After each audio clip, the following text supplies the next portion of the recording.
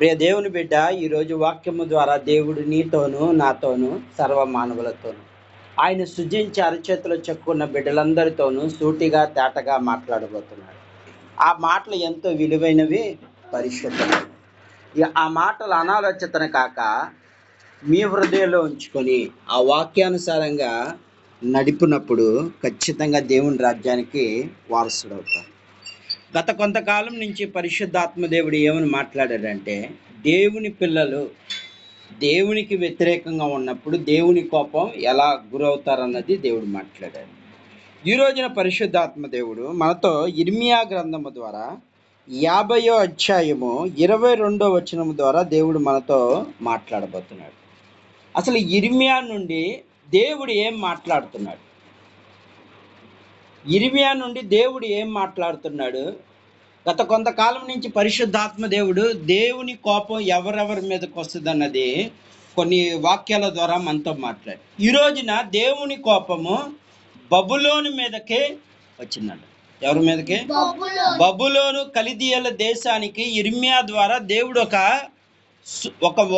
ఒక వార్తను పంపడానికి ఇర్మియా ఉదయాన్నే లేచి ఎప్పుడు లేచాడు? ఉదయాన్నే లేచి వెళ్ళి అక్కడ వాళ్ళకి బోధించడం మొదలుపెట్టాడు.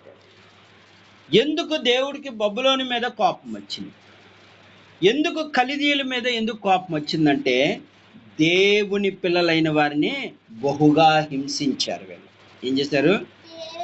దేవుని పిల్లలైన వారిని, దేవుని యందు భయభక్తులు కలిగి ఉన్న వారిని ఏడిపించేశారు. ఈరోజు దేవుని కోపం ఎందుకు వచ్చిందంటే, దేవుని యొక్క మార్గాల్లో నడిచే పిల్లల మీద ఎవరైతే చెయ్యి వేసినా, కాలు వేసినా, తన్నినా ఆయన ఊరుకోడు. ఆయన కోపము రగిలిపోతుంది. అందుకే ఇక్కడ ఏం జరుగుతుందంటే, వీళ్ళు ఈ బబులోను సామ్రాజ్యం ఏం చేస్తుందంటే, పెద్ద పెద్ద విగ్రహాలు పెట్టుకొని, మా అంత గొప్పవారు లేరు, మాకు అనేక మంది దేవుళ్ళు ఉన్నారు, ఏంటి మీ దేవుడు మాకు అవసరము లేదు, మీ దేవునితో కాకుండా మా దేవుని మీరు ఆరాధిస్తే మిమ్మల్ని బ్రతికిస్తాం. ఏం చేస్తున్నారు? వాళ్ళని హెచ్చరిస్తున్నారు. ఒక పక్క ఏం చేస్తున్నారు? మీ దేవుణ్ణి వదిలిపెట్టి మా దేవుని ఆరాధించండి, మా దేవుడికి మేము ఏం చేస్తామో మీరు అవి చేయండి, దేవుడికి ఏం చేస్తారో అదే మీరు చేస్తే మిమ్మల్ని బ్రతకనిస్తాం, లేదంటే చంపేస్తాం.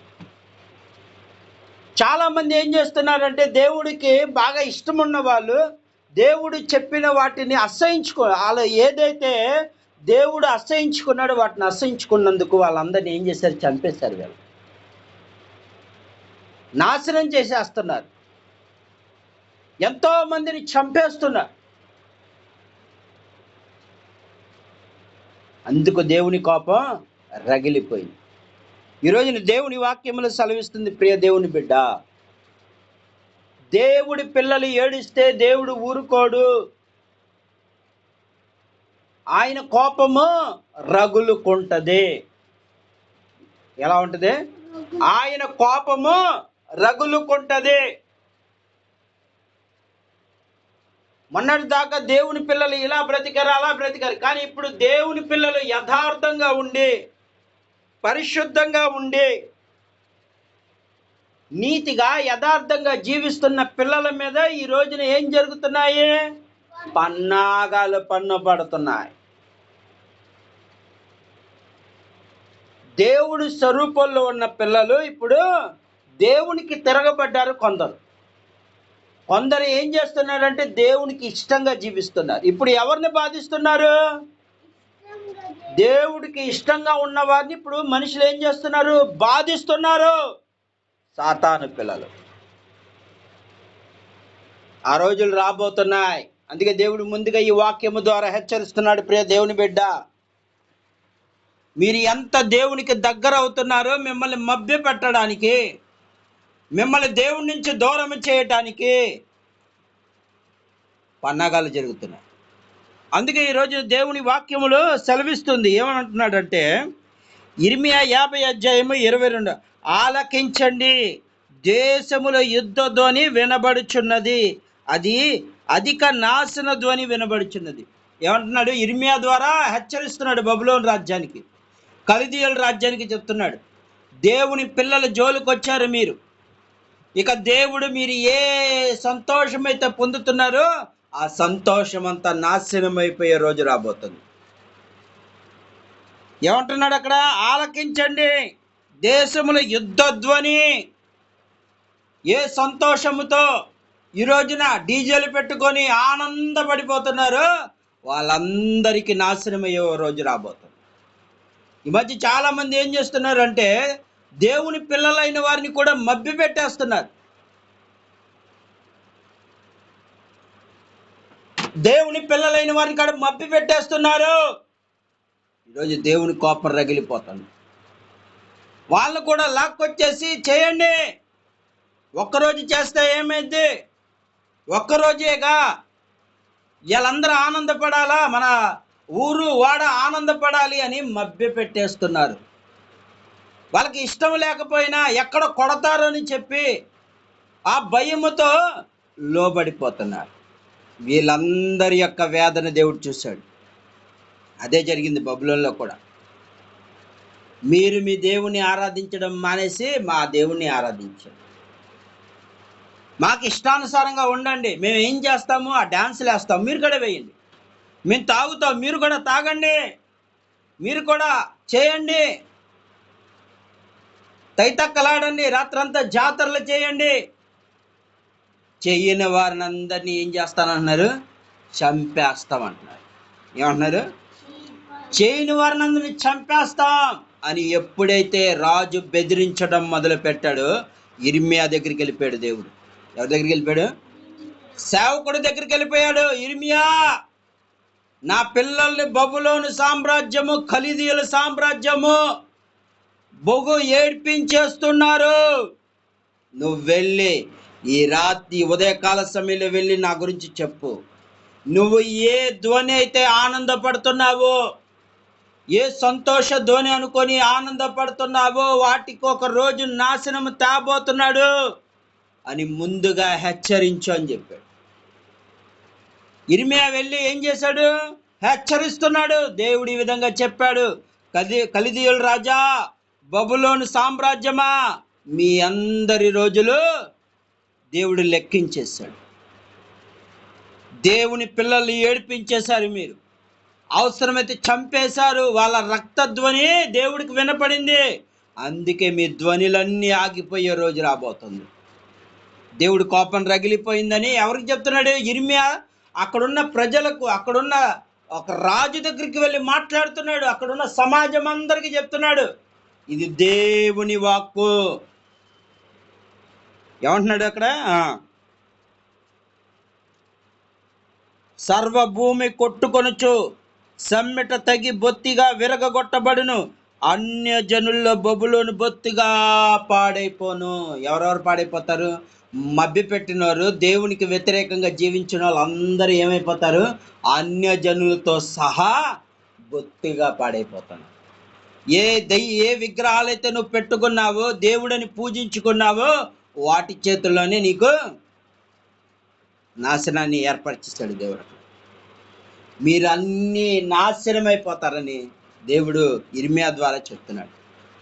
బబులోను సామ్రాజ్యానికి చెప్పినట్టు ఈ రాత్రి దేవుడు చెప్తున్నాడు, ఎవరెవరినైతే క్రైస్తవులు ఏడిపిస్తున్నారు, ఎవరినెవరినైతే చంపేస్తున్నారు, ఎవరినెవరినైతే మభ్య పెడుతున్నారో, భయపెడుతున్నారో, ఇష్టము లేకుండా వాళ్ళ మనసులను మార్చడానికి పన్నాగాలు పన్నుతున్నారో వారందరూ నాశనానికి వెళ్ళే కోపంలోకి వెళ్ళబోతున్నారు. ఈరోజు దేవుని వాక్యము సెలవిస్తుంది, ప్రియ దేవుని బిడ్డ, యూట్యూబ్లో వాక్యం అంటున్న ప్రియ దేవుని బిడ్డ, మీరు ధైర్యంగా ఉండండి. దేవుడు మీ పక్షాన యుద్ధము చేయటానికి సిద్ధముగా ఉన్నాడు. క్రైస్తవులు చంపేయాలనుకున్న పన్నాగాలు చేసేవాడిని, దుష్టుల యొక్క ఆలోచన చెప్పు నడవకుండా మంచి మార్గంలో ఉన్న వాళ్ళని నాశనం చేయాలనుకున్న వాళ్ళందరి జీవితాన్ని ఏం చేయబోతున్నాడు? దేవుడు నాశనం చేయబోతున్నాడు. ధైర్యంగా ఉండు, వెనకంజ వేయకు, దేవుని పనిలో ముందుకే సాగు, దేవుడు నీకు ఇచ్చిన తలాంతులు వాడు. ఈ రాత్రి దేవుడు చెప్తున్నాడు, ఎవ్వరికి భయపడాల్సిన అవసరం లేదు. నువ్వు భయపడాల్సిన యెహోవా యందు భయభక్తులు గల వారు ధన్యులు అంటున్నాడు. నువ్వు దేవునికి మాత్రమే భయపడు. మనుషులకు, వాళ్ళకు, వీళ్ళకు ఎవరికి భయపడాల్సిన అవసరం లేదు. నీ దుఃఖ దినములు సమాప్తము చేయగలిగిన దేవుడు నీకున్నాడు. ధైర్యంగా ముందుకెళ్ళు. నువ్వు సువార్తకు ముందుకెళ్తా ఉంటే నేను ఆటంకపరిచే వాళ్ళు ఉన్నారేమో ఈ రాత్రి. దేవుని పని చేయాలని నువ్వు ముందుకెళ్తున్నప్పుడు దేవుడు పని చేయనీయకుండా ఆటంకపరిచే వాళ్ళు ఉన్నారేమో ఈ రాత్రి. దేవుడు చెప్తున్నాడు, నువ్వు ముందుకే అడుగువే, వెనక్కి వేయకు. పులిసిన పిండి నీ మధ్య ఉందేమో, జాగ్రత్తగా ముందుకు వెళ్ళిపోను. ఎవ్వరు ఎన్ని చెప్పినా సరే దేవుడు నీకు ఇచ్చిన తలాంపులు వాడే. ఎందుకంటే నీకు ధైర్యాన్ని చెప్పే మాటలు ఈ రాత్రి, కానీ నశించిపోయే వాళ్ళకి వాక్యం అన్నది వెర్రితనంగా కనపడుతుంది. ఎప్పుడైతే నువ్వు ఈ వాక్యాన్ని పట్టుకొని బలంగా వాడబడతావో, ఇది దేవుని శక్తి నీకు. ఆయన 2 అంచుల ఖడ్గము నీ నోటిలో ఉంచాడు. అబ్రహాముకు చెప్పాడు, ఏమన్నాడు? నువ్వు ఎవరినైతే శపిస్తావో వాళ్ళని నేను నాశనం చేస్తాను, ఎవరినైతే నువ్వు దీవిస్తావో నేను ఆయన దీవిస్తానని వాగ్దానం ఇచ్చాడు.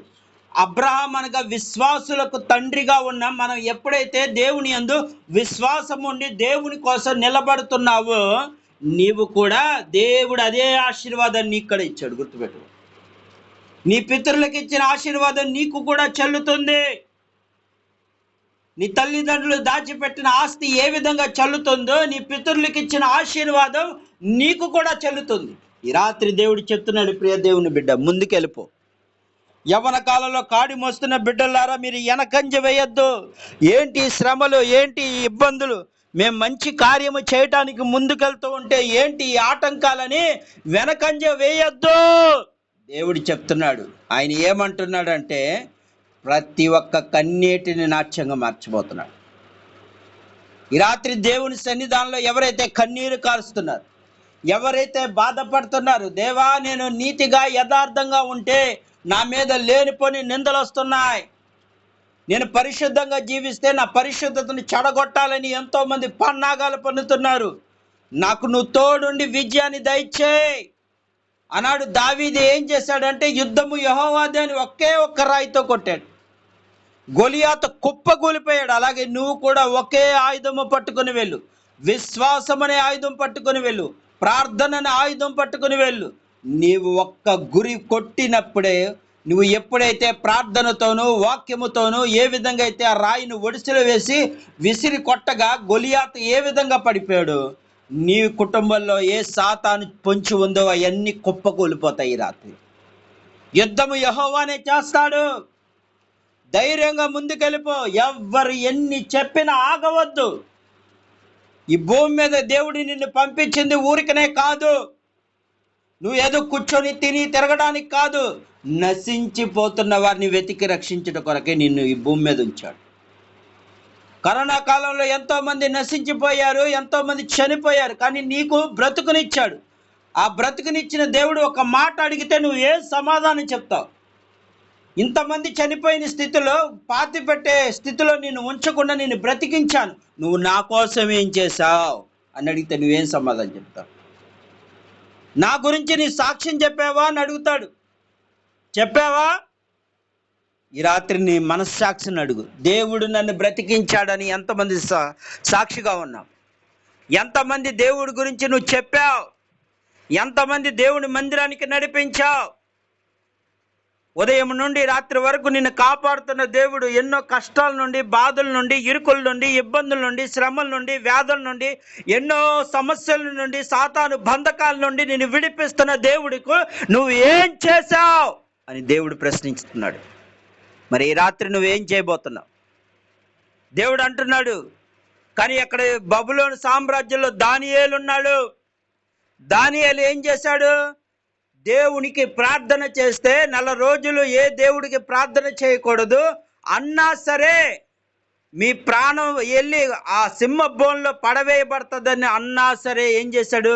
ఒక పక్క ప్రాణం పోతుందని తెలిసి కూడా యథావిధంగా ప్రార్థన చేయటం మొదలుపెట్టాడు. మరి దానియేలు వలె నువ్వు ఉంటున్నావా? ఆత్మ పరిశీలన చేసుకో. షద్రక్, మేషక్, అబేద్నెగో, ఇదిగో ఆ బొమ్మకు మొక్కు, మొక్కకపోతే ఆ బూర ధ్వని వినగానే నువ్వు మొక్కకపోతే ఏడింతల అగ్నిగుండంలో పడవేస్తానన్నాడు. కానీ షద్రక మేషాలు ఏమాత్రం వెనకాంచి వేశారా? మరి ఆ గుంపులో నువ్వు ఉన్నావా? ఈ రాత్రి పరిశీలించుకో నీ హృదయాన్ని.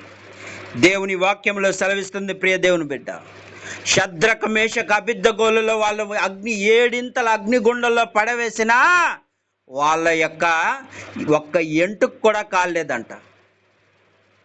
నీ దేవుడు నీకు ఎన్ని శ్రమలు ఉన్నాయని కనిపిస్తాయంతే. నీకు అన్ని శ్రమలు, నీ చుట్టూ నలుదిక్కులు శ్రమలు ఉన్నాయన్నట్టు కనపడుతుంది. అగ్ని లాంటి సమస్యలు ఉన్నాయని కనిపిస్తుంది. కానీ నువ్వు భయపడాల్సిన అవసరం, ఎందుకంటే నువ్వు అందులో కాలిపోలేవు. ఖచ్చితంగా నువ్వు కాలిపోలేవు. ఎదురు ఎర్ర సముద్రం ఉంది, అటుపక్క ఫరో సైన్యం ఉంది, ఇటుపక్క కొండలు ఉన్నాయి. ఏ దారి లేదు, నలుదిక్కులు మూసుకుపోయినాయి. కానీ ఏం చేయబడ్డాడు దేవుడు? ఏం చేశాడు అక్కడ? ఇశ్రాయేలు ప్రజల్ని 6 లక్షల కళేబరాల కన్నా ఎక్కువ మందిని ఇశ్రాయేలు ప్రజల్ని ఏం చేశాడు అక్కడ? ఎర్ర సముద్రం 2 పాయలు చేసి, ఏ మార్గం లేదనుకున్నారు. ఇక మాకు చావే గతి, అటు ఫరో రథాలతో చచ్చిపోతామని మోషే మీద సనుగుతున్నప్పుడు మోషేకి దేవుడు చెప్పింది ఏంటంటే, నీ చేతి కర్ర నీళ్ళ ఆ సముద్రంపై ఉంచు అనగానే ఎప్పుడైతే మోషే లోబడి కార్యం చేశాడో, ఎప్పుడైతే అలా చేశాడో, ఎర్ర సముద్రం 2 పాయలుగా చీల్చబడినాయి. అటు ఇటు జలరాశులు నిలిచిపోయినాయి, గోడవలే నిలిచిపోయినాయి అంట. 6 నెలల ఇశ్రాయేలు ప్రజలు నడిచారు. దేవుడు చేస్తా అలాంటి కార్యాలు చేస్తాడు. ఈ రాత్రి దేవుడు చెప్తున్నాడు, ప్రియ దేవుని బిడ్డ, నువ్వు ధైర్యంగా ముందుకెళ్ళిపో. ఎన్ని సమస్యలు వచ్చినా, ఎంతమంది వేధించినా, ఎన్ని కష్టాలు పెట్టినా దేవుని వదిలిపెట్టద్దు. నువ్వు ఈ భూమి మీద పుట్టింది నీ కుటుంబం కోసం కాదు, నీ కడుపు కోసం కాదు పుట్టింది. నువ్వు దేవుని మహిమ తెచ్చే బిడ్డగా జీవించడం కోసం. ఈ రాత్రి దేవుడు చెప్తున్నాడు, ప్రియ దేవుని బిడ్డ, మీ హృదయం నొచ్చుకున్నా సరే ఇది వాస్తవం. ఆయన సత్యమును బోధించేవాడై ఉన్నాడు. ఈ రాత్రి ఆయన సత్యమే చెప్తున్నాడు.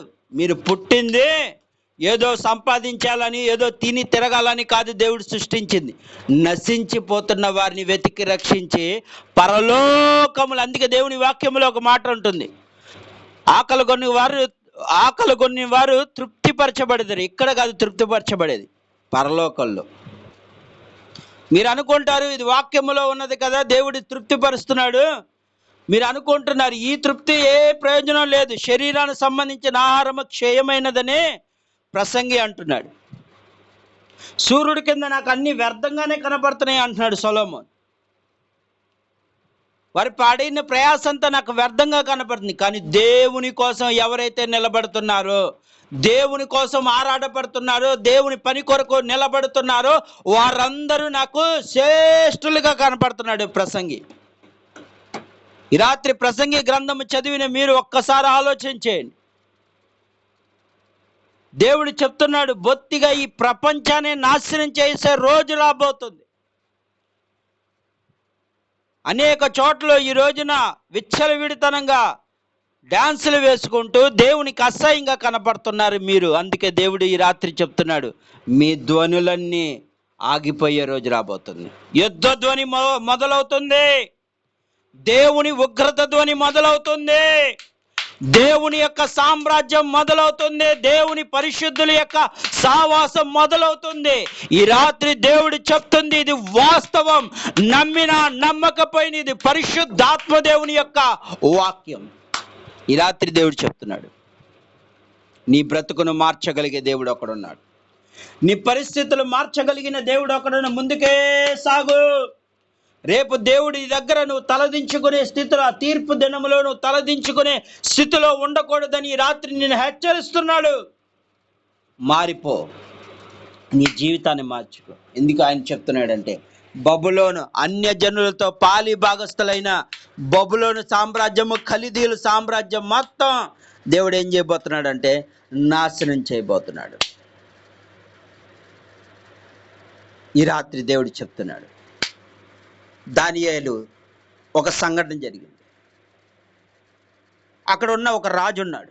ఆ రాజు ఏం చేశాడంటే, ఆ రాజు అక్కడున్న ఇశ్రాయేలు ప్రజల్లో అక్కడ యూదులకున్న మందిరము నుండి దానియేలు, షద్రక్, మేషకు, అబేద్నెగోని తీసుకువచ్చినప్పుడు, అనేక మంది యవ్వనస్తులు వచ్చినప్పుడు వాళ్ళని జ్ఞానవంతులుగా తయారు చేయాలని రాజు ఏం చేశాడంటే, వాళ్ళకి శ్రేష్టమైన ఆహారం పెట్టమన్నాడు.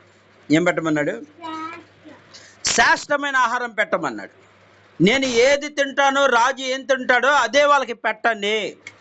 బలి ఇచ్చిన వాటిని, విగ్రహములు ఇచ్చిన బలి ఇచ్చిన వాటిని వాళ్ళకి పెట్టండి, అది శ్రేష్టమని ఆ రాజు అక్కడ ఆజ్ఞాపించాడు. అయితే ఇది జరుగుతూ ఉండగా చాలామంది ఏం చేశారంటే, దేవుడికి అసహ్యమైనది ఆహారం వచ్చింది. అక్కడికి ఏమొచ్చింది? దేవునికి అసహ్యమైన ఆహారం ఒకటి వచ్చింది. ఆ అసహ్యమైన ఆహారం ఏంటంటే పంది దేవునికి అసహ్యం. అయితే అది వీళ్ళు తినకూడదు. దేవుని ఆజ్ఞ ప్రకారము, దేవుడు మోషే ఆజ్ఞ ప్రకారం అది తినకూడదు.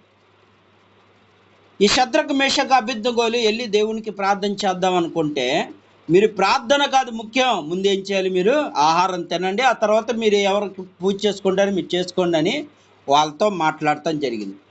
అక్కడ ఉన్న ఒక నపుంసకుడు, ఒక అధిపతి దగ్గరికి వెళ్ళి, అయ్యా మేము ఇలాంటి ఆహారము తినము అన్నారు. ఏమన్నారు? మిగతా వాళ్ళందరూ ఏం చేశారంటే, ఆహారం మేము తినమయ్యా, అలాంటి ఆహారం మాకు అసహ్యము, మా దేవుడికి ఇష్టం లేదు, మేము తినమన్నారు.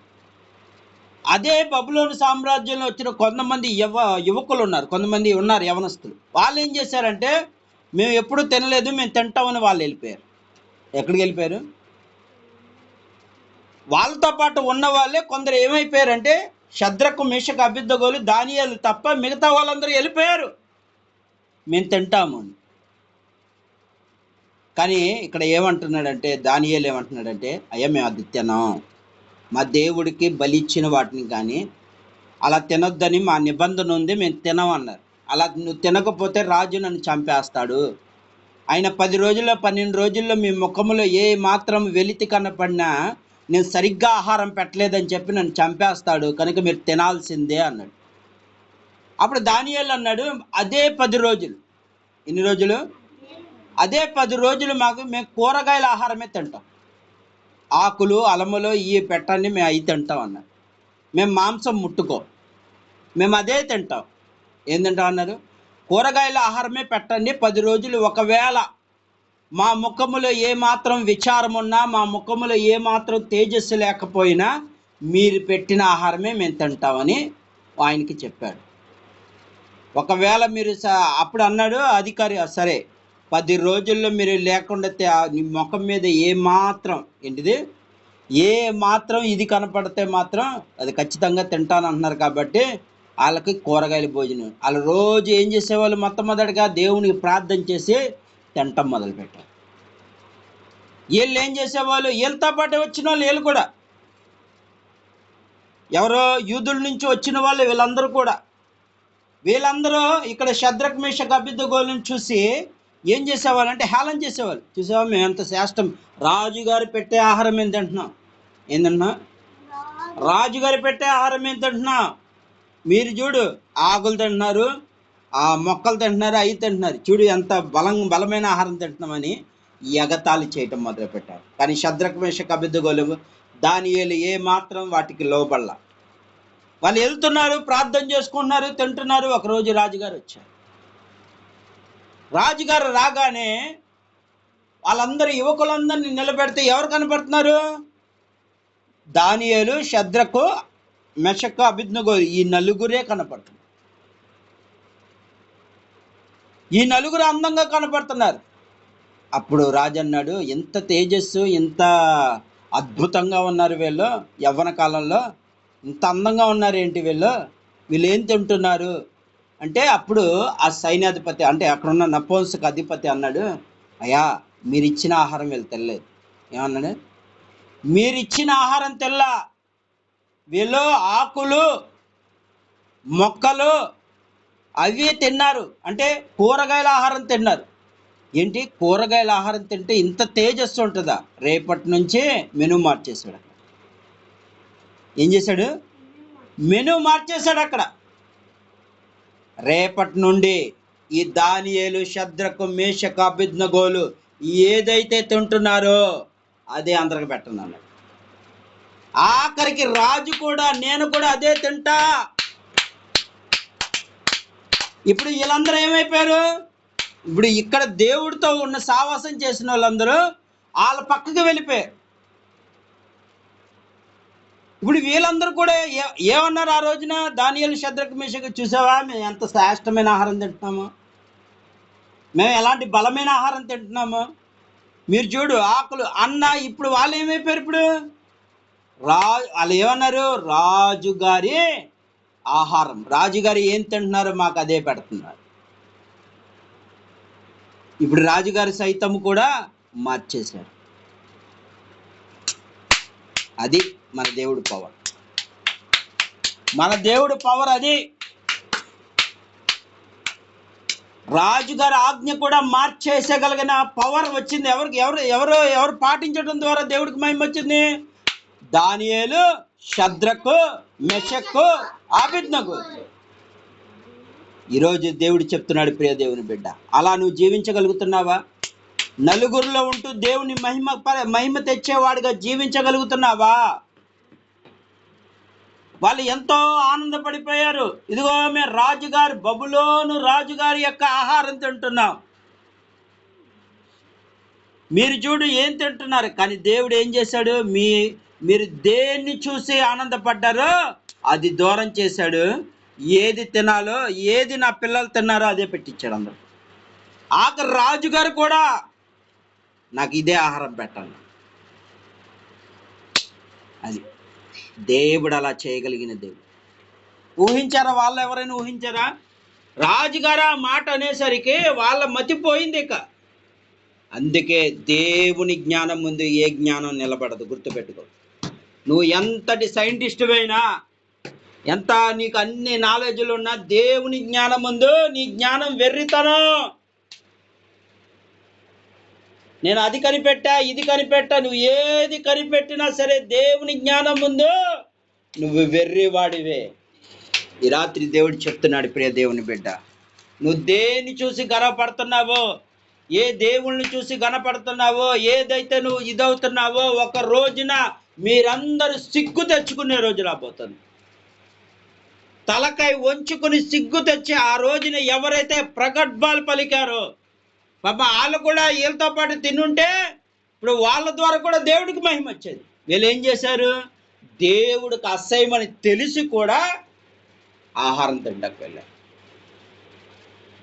దేవుడు విగ్రహాలు పెట్టిన వాటిని తినకూడదు, అలాగే దేవుడికి అసహ్యమైన ఆహారం వండారని తెలిసి కూడా వెళ్ళారు వీళ్ళు.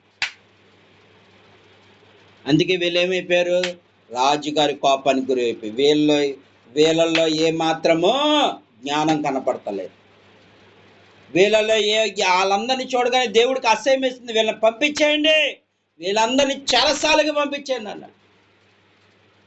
ఇక షద్రకు, మేషకు, అబేద్నెగోలు మాత్రమే నిలబడగలిగారు అక్కడ.